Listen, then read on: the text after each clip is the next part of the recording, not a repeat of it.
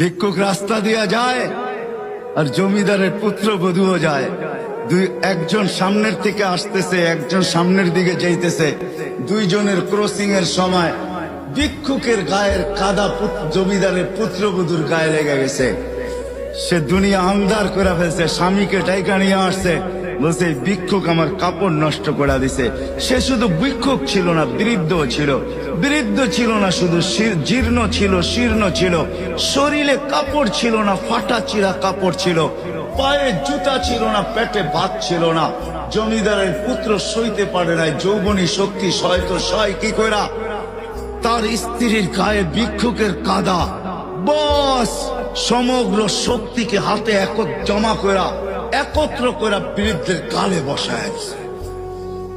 বৃদ্ধ কিচ্ছু বলে নাই, শুধু উপরের দিকে তাকায় দুই তিনটা শব্দ উচ্চারণ করছেন। শব্দগুলা হলো ইয়া মাল্লাহ।